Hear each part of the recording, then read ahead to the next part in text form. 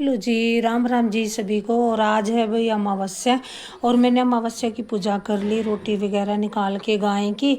और मैं गाय को देने जा रही हूँ भाई मंदिर में। हमारे घर के पास ही मंदिर है एक, वहाँ पर गौशाला भी है, तो मैं वहीं पे गाय को रोटी देने चली जाती हूँ और अमावस्या वाले दिन ही जाती हूँ। और ये देखो सामने भाई मंदिर हमारे घर के पास ही, और यहाँ पर मंदिर के पास बैठती है एक बेचारी, इसको मैं उसको भी दे देती हूँ। और उसके लिए मैं लेके आई थी फ्रूट और खीर बना के, जो मैंने खीर बनाई थी। मैं कहा चलो ये भी खा लेगी, और मैंने इसको बोला कि इसको रुता के रखियो, तब तक मैं मंदिर जाके आती हूँ। फिर मैं मंदिर के अंदर चली गई भाई, वहाँ भी टाइम लगता है। और गौ माता की रोटी को मैंने रख दिया था इधर साइड में, क्योंकि ये खिलाने नहीं देते भाई, ये कहते हैं हम अपना आप खिलाएंगे, बस यहाँ रख के चले जाते हैं सभी। और मैंने भी पॉलीथीन में से निकाल के रोटी को, और जो खीर थी वो मिनसी हुई, वो रोटी के ऊपर रख दी थी। सेब भी रख दिया था भाई, वो अपना आप खिला देते हैं काट कूट के जो भी है। तो ये सबसे ऐसे ही करते हैं, यहीं पे रखवा लाते हैं रोटी, मतलब उनको खिलाने नहीं देते खुद से। पता नहीं क्यों नहीं खिलाने देते, पर मन तो करता है कि खुद ही खिलाएं गौ माता को, लेकिन ये खिलाने नहीं देते भाई आश्रम वाले। तो ठीक है भाई, चलो खिला देते हैं ये दोपहर को या सवेरे जब भी। तो ये मैंने रख दी थी यहाँ पे रोटी गौ माता की, भाई ये खिला देंगे, इन्होंने बोल दिया कि हम खिला देंगे। तो मैंने सोचा चलो मंदिर आई हुई हूँ तो शिव जी को भी नहला देती हूँ, पूजा पाठ कर लेती हूँ थोड़ा सा। वैसे तो मैं कम ही आती हूँ, कभी कभी टाइम लगता है तो आ जाती हूँ। और अभी ठंड में तो मन ही नहीं करता भाई आने का, घर से निकलने का बिल्कुल भी। सोचती हूँ कि रोज़ आया करूँगी।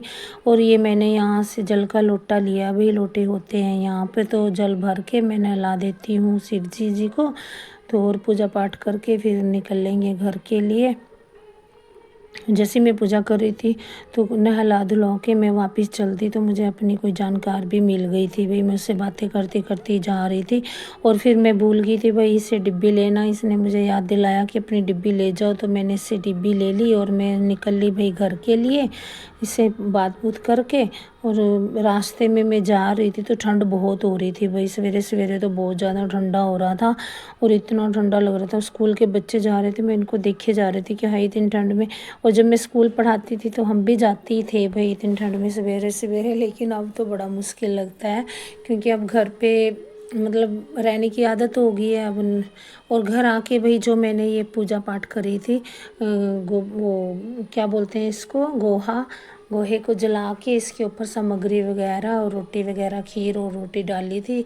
अब इसको मैं थोड़ा सा और हिला रही हूँ ताकि ये पूरी तरह से सुलग जाए और धुआं अच्छे से घर में हो जाए, ये अच्छा होता है भाई। और ये देखो, और आप लोग भी खा लो भाई खीर अमावस्या की जो मैंने बनाई थी, मैं अपने लिए निकाल के खा रही हूँ, क्योंकि अब भूख लग रही थी भाई, मैंने अभी तक खाई नहीं थी। अभी तक तो मैं मंदिर गई और उनको दे के आई, गाय को दे के आई, तो खा रही थी, बहुत टेस्टी बनी हुई थी भाई।